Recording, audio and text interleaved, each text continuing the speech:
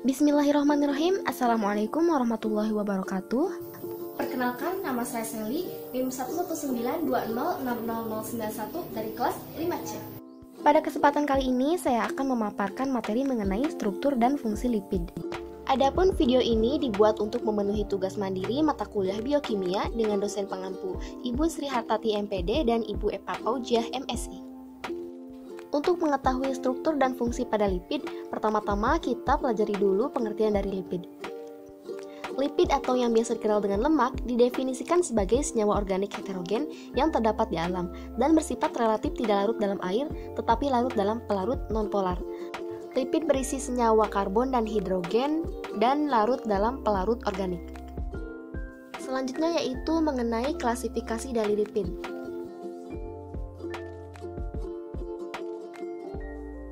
Lipid dapat diklasifikasikan dalam dua kelompok berdasarkan ada tidaknya gliserol atau dapat tidaknya disaponifikasi. Jika adanya gliserol dibagi lagi menjadi dua, yaitu adanya gliserol sederhana dan campuran. Gliserol sederhana itu contohnya fats and oil, lemak dan minyak. Kemudian campuran itu ada glikolipid dan fosfolipid. Glikolipid itu ada glukolipid dan galaktolipid. Kemudian fosfolipid ada lecitin dan cephalin.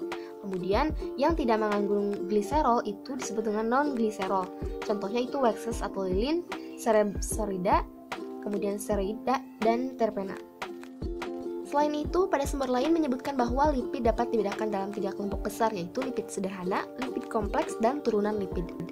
Lipid sederhana merupakan ester gugus asam lemak, sering disebut juga sebagai gugus asam, dengan molekul alkohol gliserol. Lipid sederhana itu dapat berbentuk monogliserida, digliserida, atau trigliserida atau trigliserol, kemudian merupakan lipid yang tersimpan dalam sitoplasma atau sel-sel adiposa.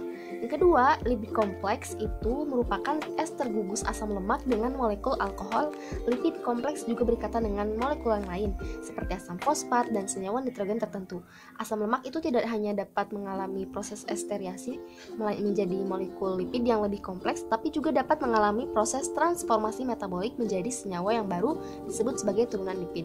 Sekarang kelompok yang ketiga, turunan lipid itu dikelompokkan menjadi beberapa kelompok besar lagi, yaitu eikosanoid, isoprenoid, badan keton atau keton bodies, dan sebagainya.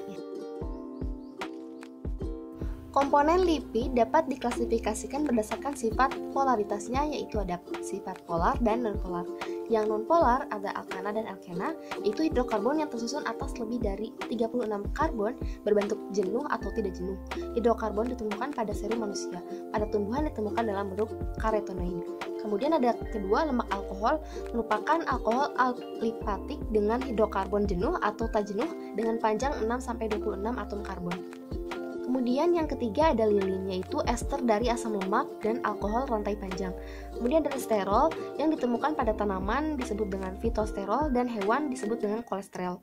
Kemudian tokoferol itu merupakan vitamin E yang ditemukan pada sumber minyak. Dan ada yang terakhir trigliserida, yaitu tersusun atas gliserol dan asam-asam lemak. Kemudian ada kelompok lipid yang polar, itu umumnya menyusun membran sel yang bersifat larut air. Nah, kelompok ini terdiri dari tiga, yaitu ada fosfolipid, glikolipid, dan proteolipid. Nah, fosfolipid ini yang berkaitan dengan fosfat, glikolipid berkaitan dengan karbohidrat, dan proteolipid itu berkaitan dengan residu asam amino yang dihubungkan dengan asam atau alkohol yang rantai panjang. Kemudian kita beralih ke materi inti kita, yaitu struktur lipid.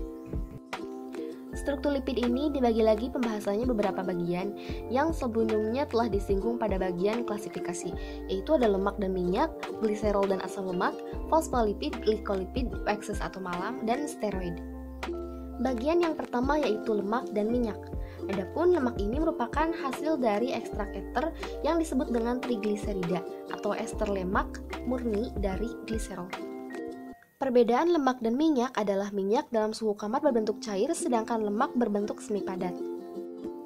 Adapun komposisi lemak dan minyak ini ditemukan dalam bahan makanan atau tanaman dan dalam cadangan lemak hewan yang berbentuk gliserida, yaitu esterisasi dari asam lemak dan gliserol.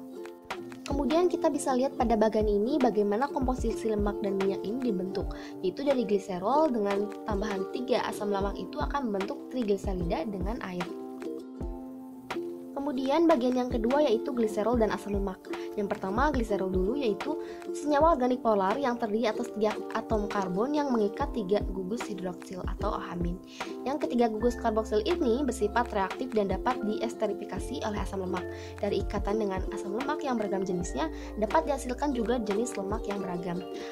Adapun untuk contoh struktur molekul gliserin ini dapat dilihat pada bagian sebelah kiri. Kemudian pada bagian sebelah kanan ini ada reaksi pembentukan monogliserida dan digliserida melalui mekanisme reaksi esterifikasi dan interesterifikasi.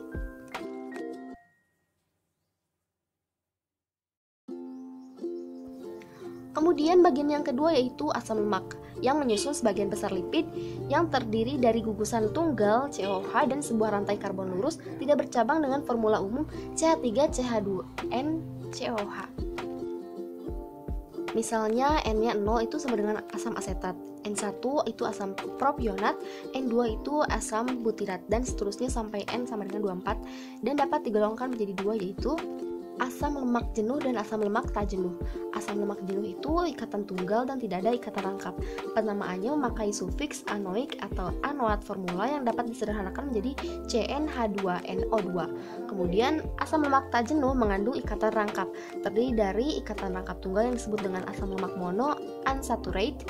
Penamaannya memakai sufiks dionoic atau dionoat. 2 lebih dari ikatan satu rangkap yang disebut dengan asam lemak polyunsaturated, yang mana penamanya ini memakai sufiks trenoik, 3 ikatan napak atau trienoat. Kemudian bagian yang ketiga yaitu fosfolipid yang merupakan komponen lipid terbesar kedua setelah trigliserida, lemak, dan minyak pada tubuh hewan. Fosfolipid ini berbentuk lemak padat yang berwarna kuning dan sifatnya larut dalam pelarut lemak atau pelarut organik selain aseton.